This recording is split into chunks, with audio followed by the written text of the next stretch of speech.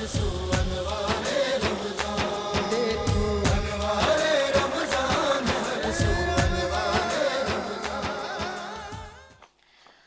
पता फिर अनवार रमज़ान की इस खुसूसी इफ्तार ट्रांसमिशन में K21 न्यूज़ के प्लेटफॉर्म से बरादरान इस्लाम आपकी मेज़बान रसैफ़ी आप सबको खुशामदीद कहती हूँ जी। और बात हो रही है आज रमज़ान के इस बाबरकत माह की। वैसे तो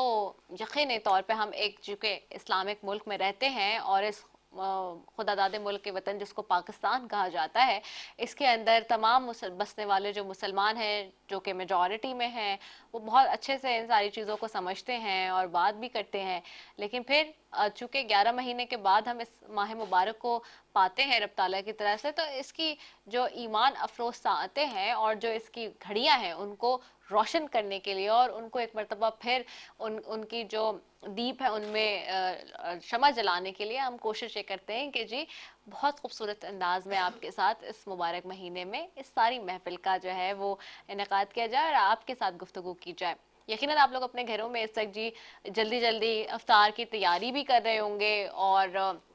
ख़वातीन जो है वो खाना पकाने में लगी हुई होंगी और हाथ बटा रहे होंगे बाकी दीगर अफराद और जल्दी जल्दी इफ्तार की तैयारी हो रही होंगी। और देखिए कि पहला रोज़ा आया और ऐसा लग रहा है कि कितनी जल्दी से गुजर गया, क्योंकि अब हम उन घड़ियों की तरफ बढ़ रहे हैं अब से कुछ देर में जो कि इफ्तार की तरफ हमें लेके जा रही है, यानी कि पहले रोज़े के इख्तिताम की तरफ और दूसरे रोज़े के आगाज़ की तरफ लेके जा रही हैं। तो पहला रोज़ा इतनी जल्दी गुजर गया। अच्छा, हम बात करेंगे जी मेरे साथ यहाँ पे हमारे बहन के जैसे कि आपको बताया था उलमाए कराम भी मौजूद होंगे और उनकी रहनुमाई भी लेंगे उनके वसी तजर्बे के साथ। तो मुफ्ती जहांजेब सफजारी साहब मेरे साथ मौजूद हैं। अस्सलाम वालेकुम मुफ्ती साहब। मुफ्ती साहब आपको रमज़ानुल मुबारक का महीना बहुत बहुत मुबारक हो और पहला रोज़ा है और अहले वतन को अहले इस्लाम को पूरी दुनिया में जो आपको देख रहे हैं, मैं चाहूँगी कि पहले रोज़े के हवाले से थोड़ी सी इस पर रोशनी भी डाली जाए। पहला अशरा भी है और नाजरीन को हम जो आप अपने वसी फरासत और इल्म के हवाले से जो पैगाम पहुँचा सकते हैं, मैं चाहूँगी इस पर रोशनी डालें जी। बिस्मिल्लाहिर्रहमानिर्रहीम। शहरु रमज़ान अल्लज़ी उन्ज़िला फ़ीहिल क़ुरआन सदक़ल्लाहु मौलानल अज़ीम। बिस्मिल्लाहिर्रहमानिर्रहीम। ज़ालिकल किताबु ला रैब फ़ीह सदक़ल्लाहु मौलानल अज़ीम।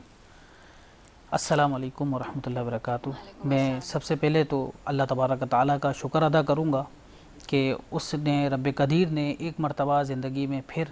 रमज़ानुल मुबारक देखने, रोज़ा रखने और अपनी इबादत और अपनी रहमत में शामिल हाल रहने की तौफ़ीक़ अता फ़रमाई। उसके बाद मैं K21 और ये पूरी टीम का शुक्रिया अदा करूँगा जिसने यहाँ पर इतनी प्यारी महफ़िल सजाने में ये अपना काम किरदार अदा किया और मुझे यहाँ पर बुलवाया। तो बताना चाहूँगा कि रमज़ान वो महीना है कि रमज़ान सबसे पहले तो ये समझना चाहिए कि रमज़ान है क्या और किसका महीना है। तो हुज़ूर नबी करीम सल्लल्लाहु ताला अलैहि वसल्लम इरशाद फरमाते हैं कि रमज़ान जो है मेरी उम्मत का महीना है, ये रमज़ान हमारा महीना है और हमने इसकी हिफाजत करनी है, हमने इसका अदब करना है, हमने इसे राज़ी करना है। अब जिस तरीके से कल अचानक रमज़ान आया हमारे दरमियान,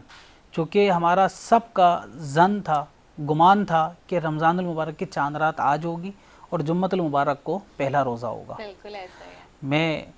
इसी के हवाले से सलाम पेश करूँगा मुफ्ती मुनीब रहमान साहब को कि माशाल्लाह अचानक रमज़ान उनकी मौजूदगी में कभी भी नहीं आया। और ये बताना चाहूँगा कि रमज़ानुल मुबारक का जो महीना है ये वो महीना है कि जिसका ज़िक्र अगर हम पूछते हैं ना, बच्चों से पूछते हैं और हमारे अरकान इस्लाम के अंदर जो आता है तो अरकान इस्लाम में रमज़ान है यानी रोज़े का तज़किरा आता है। रोज़ा अरकान इस्लाम में से है और रोज़ा एक ऐसी इबादत है कि रोज़ा रखने वाला और रब के दरमियान ये हिजाब होता है कि जब तक कि रोज़ा रखने वाला किसी को बताएगा नहीं ना कि मेरा रोज़ा है तो किसी को पता नहीं चल सकता। और रब बारी ताला फरमाता है कि रोज़ा रखने वाले को कल क़यामत के दिन मैं सुर्ख दस्तरखान से उसकी ज़ियाफ़त फरमाऊँगा। और अल्लाह रब्बुल इज़्ज़त इस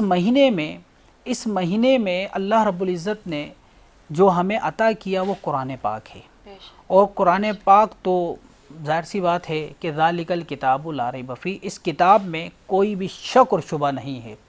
اور میں آپ کو یہ بتا دوں اللہ تبارک و تعالیٰ کا ہم سب مسلمان ہیں، مسلمان ہونے کے ساتھ ساتھ ہم سب پاکستانی ہیں،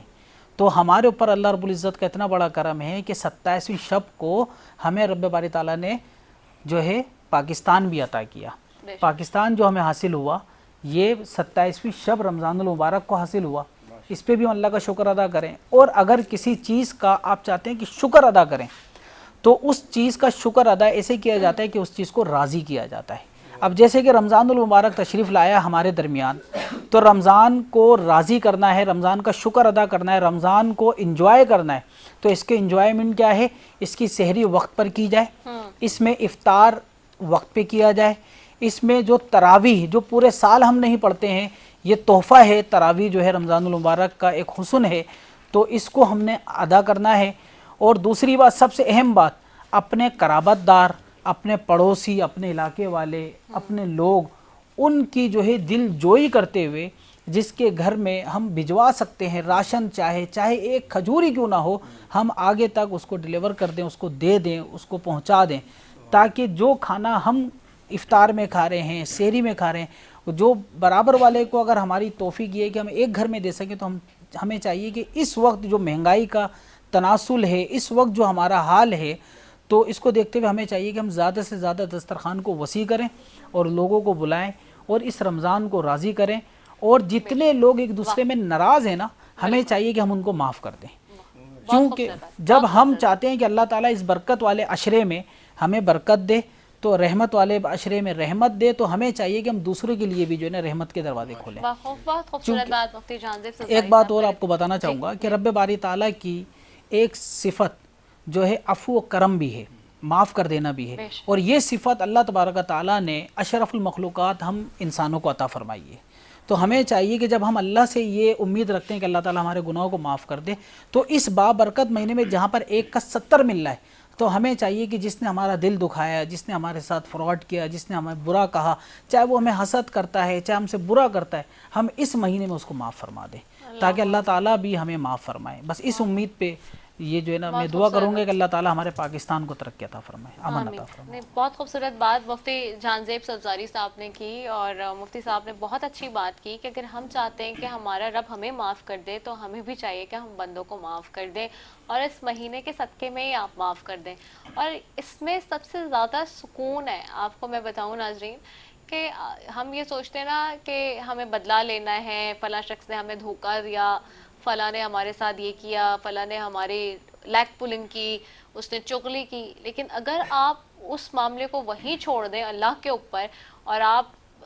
کچھ نہ کریں آگے سے پلٹ کے اور بدلہ نہ لیں، تو آپ کو اتنا سکون ملتا ہے، اور آپ خود اپنی آنکھوں سے دیکھتے ہیں کہ کس طرح سے معاوضے بھی ہوتے ہیں، اور رب تعالیٰ خود جسے کہتے ہیں نا کہ وہ بہتر انصاف کرنے والا ہے، سب سے زیادہ بہتر انصاف کرنے والا پوری دنیا میں رب ہے، اس کے آگے تو کوئی بھی نہیں ہے، تو پھر آپ بہت سکون اور اطمینان میں آ جاتے ہیں۔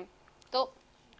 جہاں روزے کی بھی بات ہو رہی ہے، وہیں پہ ہم اس جو رمضان میں رکھے جانے والے روزے، اس کی اگر ہم بات کریں تو اس کا جو سبق ہے وہ سبق ہی یہی ہے کہ یہ آپ کو دیتا ہے صبر، برداشت، حوصلہ، ہمت، کہ آپ سوچتے ہیں، کبھی کبھار انسان سوچتے ہیں کہ شاید مجھ میں اتنی ہمت نہیں ہے کوئی کام کرنے کی، یا کوئی چیز سہنے کی، یا کوئی غم سہنے کی، کوئی دکھ دیکھنے کی، کوئی تکلیف برداشت کرنے کی، لیکن یہ مہینہ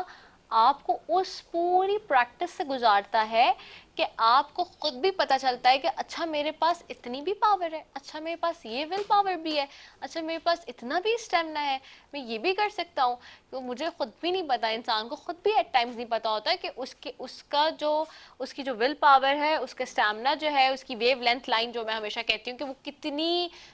زیادہ ہے کہ وہ کہاں تک جا سکتا ہے۔ تو رمضان میں جو رکھے جانے والا روزہ ہوتا ہے، وہ خصوصی طور پر آپ کو صبر اور برداشت سکھاتا ہے، اور روزہ اس بات کا ثبوت ہے کہ ایک مسلمان اپنے رب تعالیٰ اللہ تبارک و تعالیٰ سے کتنی محبت کرتا ہے کہ تمام تر لذیذ کھانے بھی اس کے لیے چھوڑ دیتا ہے، ٹھنڈی مشروبات کو ہاتھ نہیں لگاتا کہ میرا رب مجھ سے ناراض نہ ہو جائے،